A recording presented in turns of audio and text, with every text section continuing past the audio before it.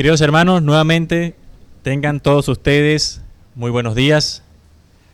Reciban un cordial saludo, primeramente, de parte de nuestro gran y único Señor y Salvador, Jesús de Nazaret, en nombre de quien siempre estamos aquí presentes. Nos presentamos gracias a Él, a la vida que entregó en la cruz del Calvario y que al tercer día resucitó de entre los muertos. Gracias a esa resurrección estamos nosotros aquí gozándonos, reuniéndonos, buscando conocerlo, buscando conocer la palabra de nuestro Dios y acercarnos cada día más a su perfecta voluntad. Damos gracias a Dios porque nos permite, hermanos, poder estar reunidos nuevamente y poder celebrar de manera, o mejor dicho, lo que recibimos de manera tradicional, lo que es Semana Santa, específicamente el domingo de hoy, domingo de resurrección. Y aclaro esto de manera tradicional porque no tenemos en las Escrituras fechas específicas para nosotros poder celebrarlo, pero de manera tradicional podemos honrar esta semana que recibimos a manera de recordar lo que nuestro Señor Jesucristo hizo durante toda esa semana que sí se encuentra en la Biblia y que cierra con el domingo de resurrección el día de hoy. Aclaro esto de manera tradicional porque hay muchas maneras de observar la celebración de esta semana. Por ejemplo, en mi caso, tengo a mi hijo que el sábado está haciendo su tarea y me dice: papá, aquí hay una pregunta en esta tarea. Dime, hijo, a ver qué pasó. Aquí dice, ¿qué hace uno con las palmeritas que recibe cuando vas a la iglesia y el sacerdote las bendice? Me dan 3 opciones. Lee las opciones a ver. Las palmeritas es porque son bonitas. O las palmeritas son porque protegen nuestra casa. O es porque simplemente es una tradición. Y yo lo quedo mirando y me dice, yo le digo, bueno, hijo, ¿qué crees tú que se supone que tienes que responder ahí? Me dice, pues, para que proteja nuestra casa. Y yo, pues sí, lamentablemente esa es la visión que nos enseña la cultura católico-romana en la que todos o la mayoría de nosotros nacimos. Pero yo le pregunto ahí, le digo, ¿tú qué crees? ¿Qué es lo que protege este hogar? Y él me mira y me dice, el Espíritu Santo de nuestro Señor. Amén, le digo. Ya puedes responder como tú quieras. Responde como ellos esperan que respondas ese examen. Lo que me importa es que tú entiendas perfectamente que eso es una tradición que ellos creen, que ellos recibieron por sus supuestos maestros, por los sacerdotes, los curas, los papas, que enseñan y tergiversan la palabra para jugar con las emociones y los sentimientos de las personas. Porque esto, si ustedes ven a la luz de la palabra, es una crueldad. Como tú haces que una persona coloque su confianza en una palmera que se va a dañar, que se va a vencer, cuando tu esperanza está puesta, según las Escrituras, en nuestro Señor Jesucristo y en el Espíritu Santo, con el que hemos sido sellados para la salvación y la vida eterna. Allí está puesta toda nuestra esperanza y nuestro gozo. En eso nosotros nos regocijamos, y no solamente el domingo de resurrección, todos los días que nos levantamos de nuestras camas, nosotros damos gloria a Dios porque Jesucristo, nuestro Señor, tiene vida, y porque Él vive, nosotros viviremos y vivimos junto con Él para siempre.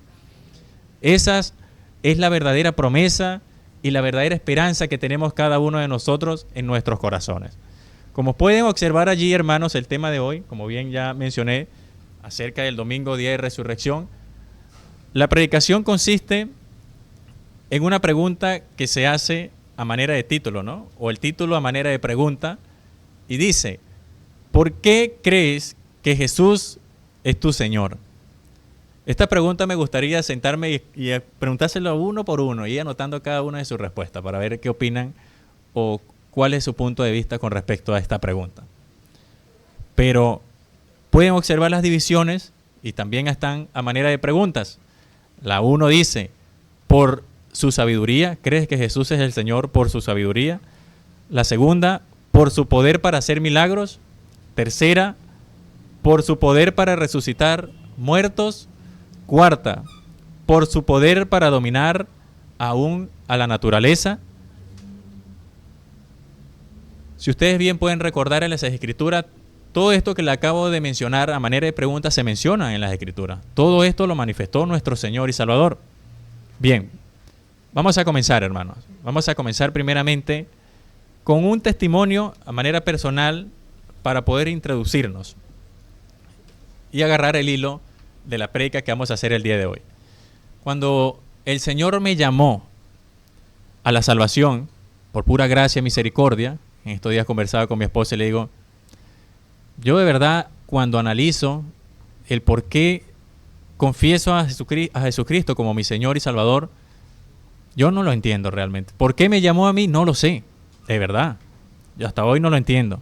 Un hombre pecador, blasfemo, que vivía totalmente contrario a lo que su palabra enseña y que se regocijaba en vivir en los placeres que la carne me impulsaba, renegando y blasfemando en contra de su nombre, burlándome de los que decían ser cristianos, señalándolo como hipócritas en todo momento y falsos creyentes. ¿Cómo es que ahora participo de ese grupo de personas al cual yo me burlaba y al cual señalaba constantemente? No lo sé. Solo sé que es para una sola cosa, para honrar y glorificar su nombre y dar testimonio de que nuestro Señor está vivo y que su palabra tiene el poder para cambiar las mentes y los corazones de todos aquellos que realmente nos acercamos a buscarlo y a conocerlo. Cristo y su palabra son verdad y son vida.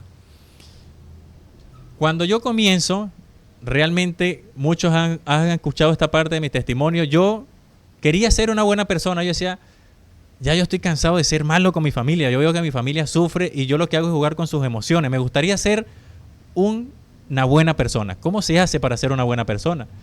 Y en ese punto de mi vida yo empiezo a profundizar en la filosofía, en el conocimiento y en la doctrina que se enseña como la influencia para mejorar la mente, el corazón, el alma y así poder alinearte de acuerdo a lo que el mundo enseña para ser un mejor ser humano.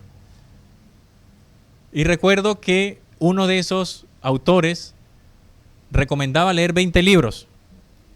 Y en esos 20 libros él dice el primero, la Biblia. Y yo, Dios mío santo, la Biblia otra vez. Yo ya la había leído anteriormente, pero bueno, me pareció un libro que tenía buena sabiduría, pero hasta ahí nada más. Y él dice, lean la Biblia. Y bueno, como yo estaba fanatizado con ese señor, veía en él la figura de un padre, tomé su consejo y empecé a leer la Biblia. Y por curiosidad dije, cuando llego a la historia de los apóstoles, mencionan la muerte de Santiago, y digo yo, ¿qué habrá sido de la vida de los demás apóstoles? ¿Qué pasó con ellos? Y me voy a investigar. Y hay una historia que se conserva tradicionalmente. Según la tradición, nos narran cómo murieron cada uno de esos apóstoles. Les voy a leer aquí rapidito. Nos dice la tradición: Pedro crucificado boca abajo en Roma. Andrés crucificado en una cruz en forma de X en Grecia. Santiago el Mayor decapitado por orden de Herodes Agripa en Jerusalén. Felipe crucificados en Hierápolis. Bartolomé, conocido como Natanael, despellejado vivo y decapitado en Armenia. Tomás, traspasado con lanzas en la India. Mateo, martirizado en Etiopía, apuñalado. Santiago el Menor, lanzado desde el pináculo del templo y luego golpeado con un garrote. Simón el Celote, martirizado. Aquí se dice que pudo haber sido crucificado o cortado en dos. Tadeo, Judas hijo de Santiago, ejecutado por la fe, no se menciona específicamente cómo. Matías, el reemplazo de Judas, apedreado y decapitado. Pablo, el apóstol del último, decapitado en Roma.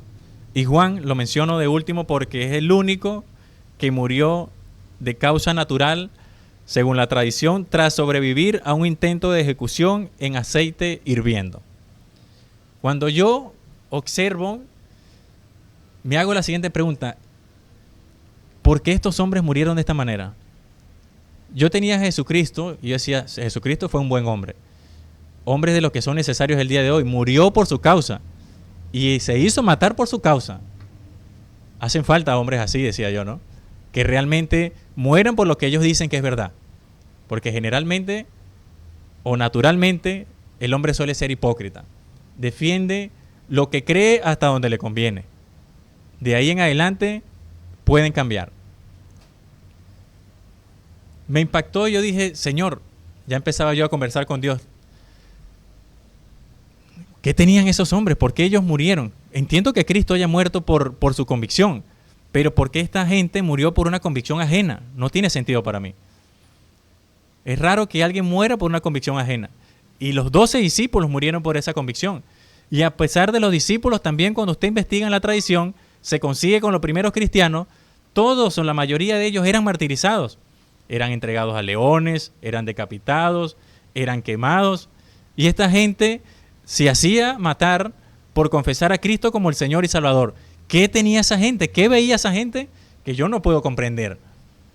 Entonces, ahora sí vamos a empezar a narrar eventos que según la Biblia nos enseña de acuerdo a lo que el Señor Jesucristo manifestó. Y yo me hacía la primera pregunta, por eso está aquí como primera división. ¿Será por la sabiduría de nuestro Señor Jesucristo? El Señor Jesucristo manifestó una sabiduría totalmente sobrenatural. En el Sermón del Monte podemos nosotros ver cómo Él narra que debe ser la vida de cada uno de aquellos que confiesan tener un Dios único, vivo y verdadero. Aquellos que lo confiesan a Él como su Señor y como su Salvador. Son valores y principios totalmente opuestos a lo que nosotros podemos ver en el mundo. Era una convicción a la hora de confrontar a aquellos que eran maestros que se quedaban incluso ellos mismos asombrados. Y decían, ¿quién es este hombre que enseñan como con quien tiene autoridad, no como los fariseos? O sea, hacían una comparación. Los fariseos sí, son sabios, pero es una sabiduría que memorizan y narran. No hay una convicción, no hay una pasión a la hora de enseñar. Este hombre cuando se para y nos enseña con una autoridad y una convicción que podemos sentir, que podemos palpar, que atrae. Era por eso, decía yo, Señor, ¿será por su sabiduría? Pero rápidamente podemos también ver que no solamente era sabio. Nosotros podemos ver en el segundo punto que tenía poder para hacer milagros. Yo decía, bueno, aquí puede ser. Seguramente, ¿quién puede negar que usted al ver un hombre que sanaba a ciegos, que hacía caminar a gente paralítica que había nacido, que nunca había caminado, él los hacía caminar, a sordos los hacía oír, e incluso llegaba a resucitar muertos? Es imposible, decía yo, ¿no?, que esos hombres estando allí, la sabiduría de nuestro Señor, el poder para hacer milagros y el poder para resucitar muertos, seguramente ellos vieron eso. ¿Y cómo van a negar que Jesús era el Señor? ¿Y cómo no seguirlo? ¿Y cómo no hacerse incluso matar por ese Señor? Pero también mostró, en el cuarto punto, la pregunta dice, ¿por su poder para dominar aún la naturaleza? Los apóstoles, cuando estaban con el Señor y esa tormenta en ese barco, se quedaron asombrados cuando lo despertaron y Él increpó a los vientos y al mar y estos se calmaron. Al punto que ya sabían que era un hombre sabio, ya sabía que era un hombre que tenía el poder para hacer milagros, ya sabía que era un hombre que tenía poder para resucitar muertos, y cuando lo vieron decían, ¿quién es este hombre? Aún todavía no comprendían la magnificencia, la persona de nuestro Señor y Salvador en todo lo que implicaba ser el Hijo de Dios. ¿Quién es este hombre que aún el viento y el mar le obedecen? Bueno, hasta ahí es imposible que estos hombres no sean convencidos al ver la sabiduría sobrenatural, al ver el poder para hacer milagros, al ver el poder para resucitar muertos y el poder para dominar incluso a la naturaleza, al viento y al mar. Yo creo que esto era suficiente para que ellos creyeran. Yo digo, claro que sí, aquí está el punto, obvio, ¿cómo lo van a negar? Pero después cuando yo en mi lógica organizo el orden de la historia, sí, ellos creyeron, y muy bien, porque ellos fueron testigos directos. Pero cuando ellos contaban esa historia, los que la recibían tenían que creerla por fe. Porque usted no puede creer algo que yo vi. En última instancia, el que lo creo soy yo por convicción, porque yo lo vi. Usted recibe mi testimonio y queda de parte de usted si me cree a mí o si no me cree. Pero esa gente le creía a los apóstoles. y también se hacían matar por la causa del Señor Jesucristo, por el testimonio que ellos entregaban. Y cuando vemos nosotros las Escrituras, podemos ver cuando llega el punto donde ya el Señor Jesucristo es entregado por Judas y los hombres que habían estado con él, que habían visto todas estas virtudes y el poder que tenían, se desaparecieron. Cuando llego a este punto de la Escritura, llego, pero vuelvo a leer otra vez, se perdieron, se desaparecieron. Pedro, que era sin discusión alguna, se puede decir el líder de los apóstoles, el que más convicción mostraba a la hora de manifestarse o de opinar, lo negó 3 veces y se fue también, huyendo desconsolado, pero lo negó. ¿Por qué lo negó? Si él era testigo de todo lo que el Señor Jesucristo hacía, si él vio, ¿por qué lo negó? Porque esos apóstoles también lo abandonaron y se fueron. Falta algo acá. Y me preguntaba para mí mismo, ¿qué falta, Señor? Porque si estos hombres que te vieron fueron testigos de lo que tú hiciste, te negaron y se apartaron de ti cuando te entregaron, ¿qué va a quedar para mí si yo llego a entregar mi vida y te llevo a creer, te llevo a aceptar como el Señor? ¿Qué va a pasar conmigo en la primera necesidad, en la primera circunstancia, en la primera adversidad? Cuando tú me dices que no mientas y cuando me corresponda mentir para salvar mi vida o cuando me corresponda mentir para salvar también una situación económica. ¿Tendré el valor si estos apóstoles que te vieron no tuvieron el valor de permanecer firmes y ir a la cruz incluso contigo? Porque eso era lo que implicaba. Ellos huyeron porque si permanecían confesándolo como el Señor y estando allí alrededor de Él, también iban a la cruz. Se fueron huyendo de miedo, tuvieron temor.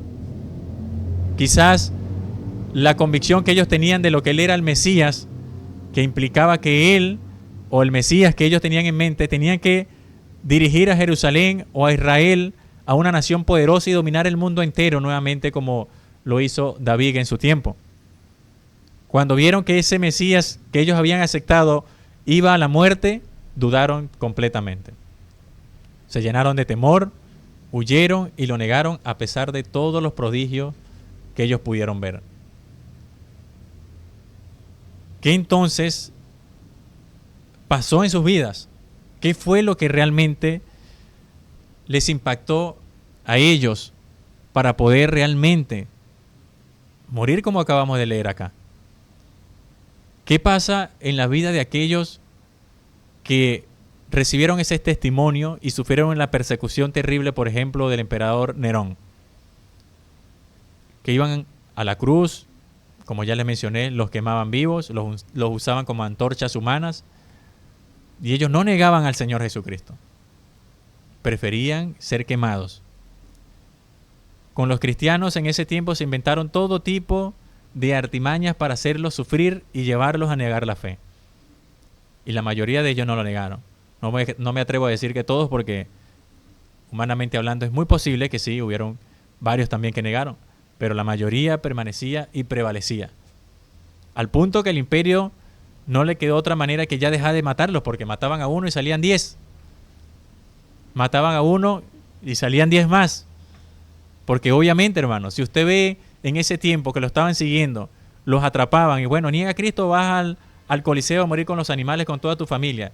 Y esa familia no lo negaba y se hacían matar. La pregunta era, yo quiero conocer lo que él conoce.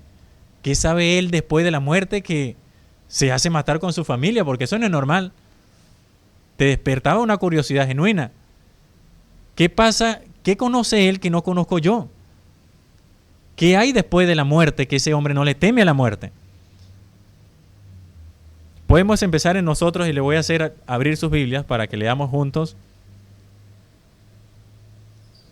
Después que nuestro Señor Jesucristo, aparentemente, para sus discípulos y todos aquellos que lo conocían en ese tiempo, había fracasado, había sido capturado y había sido condenado a la cruz, había sido crucificado y había muerto. Ese hombre fracasó, era un hombre fracasado. Para muchos un falso Mesías, un hombre que engañó a toda una nación, supuestamente, o pretendía engañar a una nación. Hoy, el Talmud de los judíos, de los actuales judíos, confiesan lo mismo, que Jesucristo era un falso profeta que fue crucificado porque era un blasfemo y engañaba al pueblo de Israel. Y van más allá todavía. Ese Jesucristo, falso profeta, blasfemo, se encuentra en el infierno. Él se encuentra en el infierno, según su libro sagrado. Para los que no lo sepan, les animo. Investiguen, hermanos. Cuidado, y uno de ustedes por allí tienen ese afán con los judíos de que son sus hermanos, de que son el reloj de Dios, de que son el pueblo santo y la nación santa, de que ellos son los verdaderos hijos de Dios. Cuidado con esas afirmaciones, porque a veces, de mi parte también las llegué a hacer, las hacemos por ignorancia. Pero investiguemos, profundicemos y conozcamos cuáles son sus verdaderas, o cuál es su verdadero fundamento religioso y qué creen ellos de nuestro Señor. Es imposible que tú puedas llamar hermano a alguien que blasfema y maldice a aquel que tú tienes por Señor. Eso es imposible. Es totalmente contradictorio. No te digo que los maldigas también, porque nosotros no maldecimos a nadie. No tenemos la autorización y la potestad de maldecir a nadie. No debemos hacerlo, aunque algunos se atreven. Pero nosotros no debemos maldecir a nadie. Oramos por quienes nos persiguen y bendecimos a quienes nos maldicen. Ellos, como nación, al igual que todos los países del mundo, necesitan conocer a Cristo como su Señor y Salvador para la salvación de sus almas. Fuera de Cristo no hay salvación. Y eso está claro en las Escrituras. Juan 14:6, nuestro Señor lo dijo enfáticamente: yo soy el camino, yo soy la verdad y yo soy la vida. Nadie viene al Padre si no es por mí. Ahí no hay ningún tipo de excepción. Nadie va al Padre si no es por Él. Vamos a leer entonces, hermano, capítulo 20 de Juan. Después que el Señor es crucificado, había aparentemente fracasado en esa cruz como un falso Mesías, como un mentiroso, un blasfemo. Dice el capítulo 20. El primer día de la semana, María Magdalena fue de mañana, siendo aún oscuro, al sepulcro, y vio quitada la piedra del sepulcro. Entonces corrió y fue a Simón Pedro y al otro discípulo, aquel al que amaba a Jesús, y les dijo: se han llevado del sepulcro al Señor, y no sabemos dónde le han puesto. Y salieron Pedro y el otro discípulo, y fueron al sepulcro. Corrían los dos juntos, pero el otro discípulo corrió más aprisa que Pedro, y llegó primero al sepulcro. Y bajándose a mirar, vio los lienzos puestos allí, pero no entró. Luego llegó Simón Pedro tras él y entró en el sepulcro y vio los lienzos puestos allí y el sudario que había estado sobre la cabeza de Jesús, no puesto con los lienzos, sino enrollado en un lugar aparte. Entonces entró el otro discípulo que había venido primero al sepulcro y vio y creyó, porque aún no habían entendido la Escritura, que era necesario que él resucitase de los muertos, y volvieron los discípulos a los suyos. Vamos a hacer una aclaración acá. Podemos ver que los dos discípulos fueron corriendo, ¿no? Llegaron los dos, pero Juan no se atrevió a entrar. El que entró, como siempre, sin pensarlo, intrépidamente, fue Pedro, directamente al grano y sin rodeos en el asunto. Si ustedes se preguntan qué pasó con Juan, que Juan dice que corrió más rápido que Pedro todavía, pero llegó y no entró. Pedro llegó de último, pero fue el primero que entró. Bueno, si nosotros entendemos la cultura judía, aquel que entraba en un sepulcro era declarado inmundo y tenía que pasar ahora a ser purificado, pasar por un ritual de purificación. Y Juan, como buen guardador de la ley en ese entonces, se guardó de contaminarse, pero Pedro, sin importarle la contaminación, entró, y la intrepidez de Pedro cautivó a Juan también, que pasó también, lo animó y entró. Allí juntos los dos pudieron observar y, como Juan dice, creyeron. Sigamos leyendo. Versículo 11. Pero María estaba fuera llorando junto al sepulcro, y mientras lloraba, se inclinó para mirar dentro del sepulcro, y vio dos ángeles con vestiduras blancas, que estaban sentados el uno a la cabecera y el otro a los pies, donde el cuerpo de Jesús había sido puesto. Y le dijeron: Mujer, ¿por qué lloras? Les dijo: Porque se han llevado a mi Señor y no sé dónde le han puesto. Cuando había dicho esto, se volvió y vio a Jesús que estaba allí, mas no sabía que era Jesús. Jesús le dijo: Mujer, ¿por qué lloras?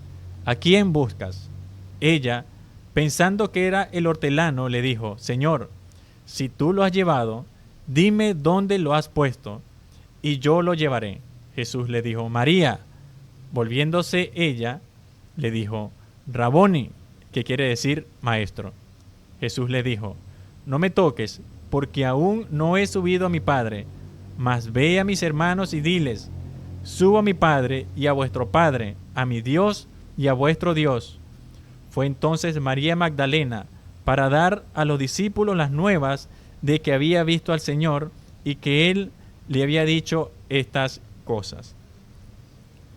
Podemos ver, hermanos, que la primera aparición que nuestro Señor Jesucristo hace resucitado a esas mujeres.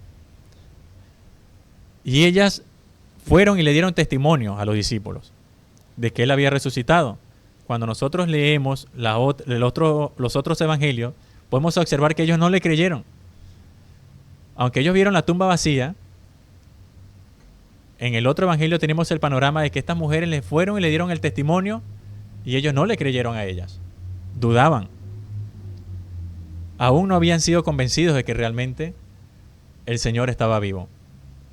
Y esto podemos nosotros analizar y pensar, no decir. La salvación, hermanos, como en este relato, no se obtiene por convicción ajena. En dado caso, nosotros vivimos de esa convicción personalmente. Y la transmitimos, la enseñamos. Pero confiamos en que es el Espíritu Santo de Dios el que hace la obra de convicción a todos aquellos que reciben la palabra del Señor. Aquí ellas de primera mano vieron al Señor resucitado a sus discípulos, les hace el testimonio de lo que el Señor les dijo y ellos no creyeron. Vamos al versículo 19.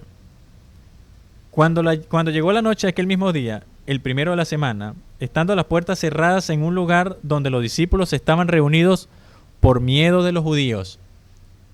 ¿Por qué tenían miedo de los judíos, mis queridos hermanos? Por lo que bien les dije. Si capturaron al Señor, crucificaron al Señor, los siguientes son sus discípulos. Sus discípulos y todos aquellos que estaban en su entorno. Todos aquellos que eran vistos como sus alumnos. Ellos estaban escondidos, obviamente, porque sabían lo que les esperaba si también los agarraban. Llenos de temor. Vino Jesús y puesto en medio les dijo: Pasa a vosotros. Y cuando les hubo dicho esto, les mostró las manos y el costado. Yo digo hasta este punto, hermano, ¿qué necesidad tenía el Señor de mostrarles las manos y el costado? Si ya está ahí presente y les habla, nos pasa a ustedes, los están viendo. Y el Señor, aún para darles testimonio y no quede duda en sus mentes y en sus corazones, les muestra las heridas que había sufrido. Increíble esa parte que me sorprende, ¿no? Dios conoce el corazón y la mente del ser humano.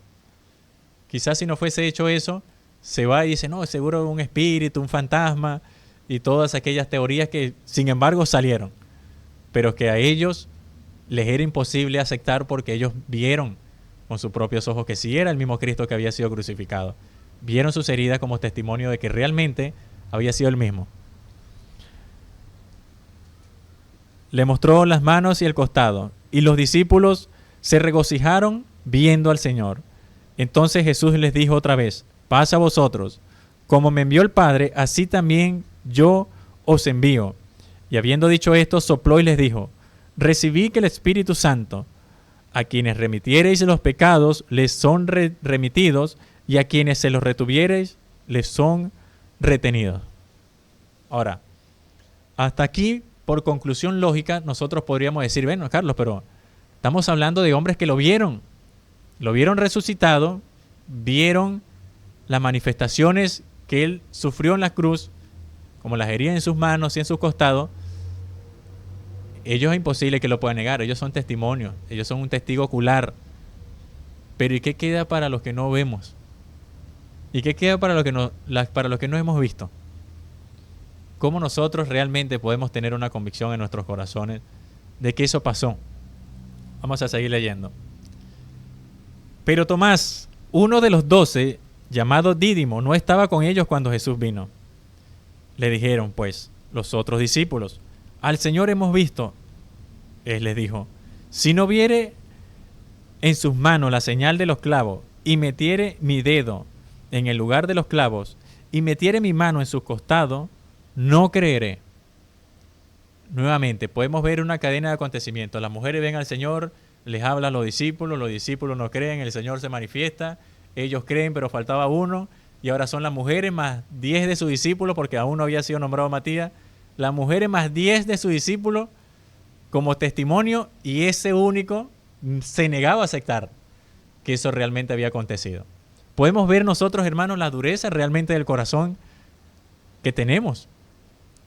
Nuestras mentes y nuestros corazones están embotados, enceguecidos, al punto, en este caso, de que teniendo testimonio de mujeres, de sus discípulos, de que su Señor había resucitado de entre los muertos, se negaba a creerlo.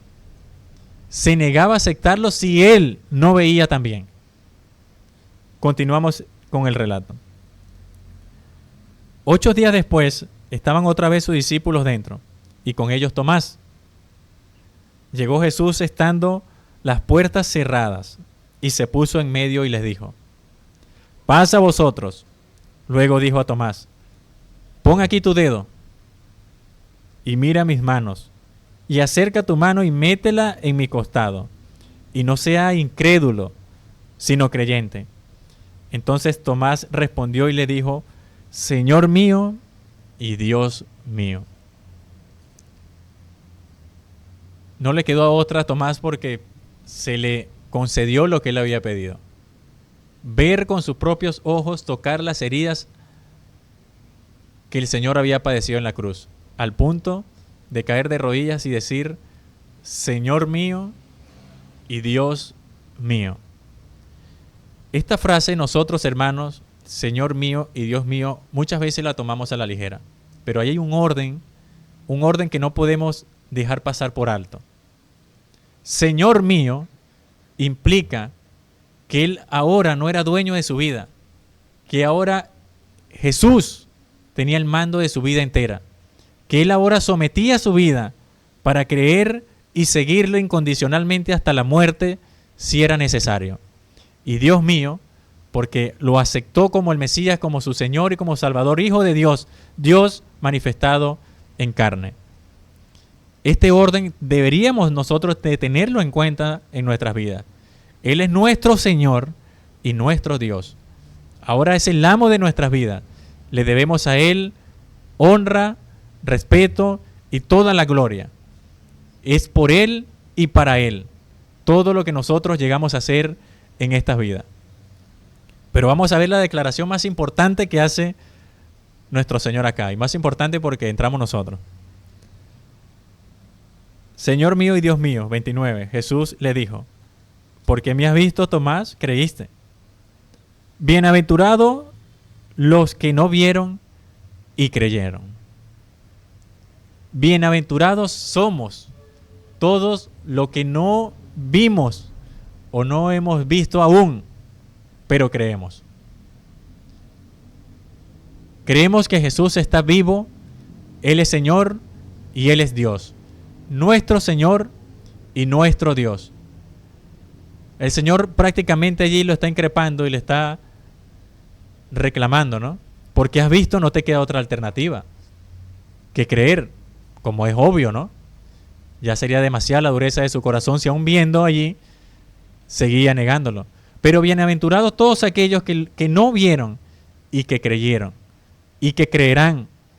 Estas palabras a mí, hermanos, me da un gozo inefable, como dice Pablo, ¿no? Indescriptible, de saber que yo sin ver puedo creer en el Señor, pero también puedo reconocer que es una obra que Él ha hecho en mi mente y en mi corazón a través de su Espíritu Santo.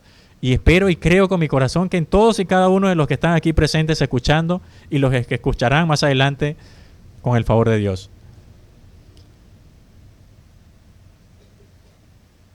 El capítulo 17 de Juan, cuando el Señor está orando por sus discípulos, Él hace una declaración en Juan 17:20 precisamente. Y Él dice, no oro solamente por estos, sino por todos aquellos que han de creer por el testimonio de ellos. Esto a mí también me alegra, me llena de alegría y de gozo.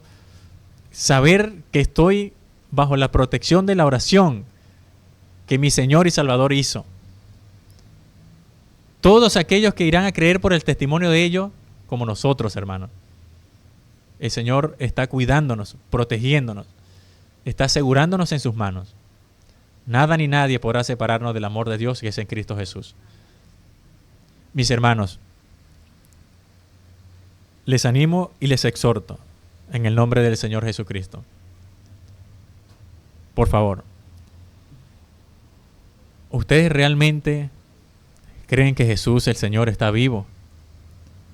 ¿Ustedes realmente creen que Él está sentado a la diestra de Dios Padre y que habrá de venir a juzgar tanto a vivos como a muertos? Yo les hago esa pregunta, hermano, porque esa pregunta me la hago yo también.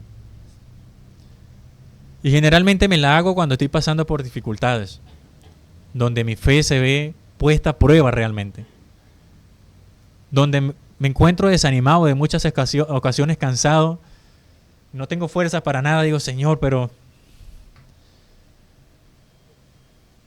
dame fuerzas porque no entiendo qué está pasando. Debería de darte más tiempo, debería de darte más prioridad. Debería de renunciar a tantas cosas que sé que no me convienen, pero sigo haciendo y dándole prioridades, Señor. Ayúdame. Yo sé que tú estás vivo. Yo sé que el Espíritu Santo que tú prometiste mora en mí. Y lo sé porque puedo permanecer y perseverar en la fe, aunque imperfecto, aunque lleno de errores, aunque fracaso muchas veces en muchos puntos que tengo muy claros según las Escrituras, pero que caigo, hermanos. A veces veo en mi carácter un carácter que no refleja lo que el Señor me pide en mi vida. A veces me descubro dándole prioridad a cosas que nada tienen que ver con las cosas del Señor. A veces me veo desanimado y lleno de flojera y sin el ánimo siquiera de poder orar y leer su palabra. Digo, Señor, ayúdame. Revisa mi mente y mi corazón para ver si realmente yo he creído que tú estás vivo. Porque cuando me juzgo a mí mismo, encuentro muchas veces que parece que no. Parece que mis prioridades no son las que tú quieres. Parece que mi conducta no son las que tú esperas de mí. Yo te pido, Señor, que por favor, como lo enseña el salmista en el Salmo 139, escudriñes mi mente y mi corazón, y mires si hay en mí camino de perversidad, y me guíes siempre por el camino eterno. Ayúdame, Señor, a poner en práctica tu palabra, porque yo sé que es tu palabra, que es viva y eficaz. Pero encuentro que no puedo en muchas ocasiones. ¿Les pasa lo mismo, hermanos, a ustedes? ¿Les pasa que también se desaniman? ¿Les pasa que también se equivocan? ¿Les pasa que a la hora de tratar a sus parejas como debería de ser, se equivocan? ¿Reconocen que a veces a la hora de tratar a sus hijos y darles la prioridad que ellos merecen, se equivocan también? A la hora de tratar a sus padres con reverencia, honrándolos en todo lo que sea necesario, fallan en muchas ocasiones. Reconocen que a veces no dan lo que el Señor espera de ustedes en la iglesia. Reconoce que a veces ustedes saben que tienen el tiempo, que a veces tienen incluso recursos, o tenemos porque me incluyo. Y a veces lo que hacemos es llenarnos de excusas. No, estoy cansado.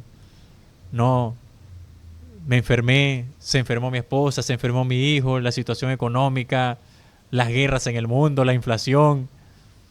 Reconocen que muchas veces nosotros no somos congruentes con lo que confesamos. Muchas veces nosotros fracasamos en gran manera, hermano. Pero he aquí el mensaje de conclusión. Tu esperanza no está puesta en lo perfecto que puedas llegar a ser en tu vida. Tu esperanza no está puesta en si tú puedes cumplir plenamente lo que el Señor espera de ti, aunque deberías hacer todo el esfuerzo, como yo trato de hacerlo. La esperanza de nosotros no está puesta en cuán santos podemos llegar a ser en este mundo. Nuestra esperanza está puesta en que el Señor Jesucristo se encarnó, vivió, cumplió la ley de manera perfecta, fue crucificado por nuestros pecados, fue sepultado y al tercer día resucitó de entre los muertos y está a la diestra del Dios Padre, intercediendo por todos y cada uno de nosotros. Y nada ni nadie, por muy imperfecto que parezcas y por muchos errores que cometas, nada ni nadie te podrá separar del amor de Dios que es en Cristo Jesús, Señor de Señor y Rey de Reyes.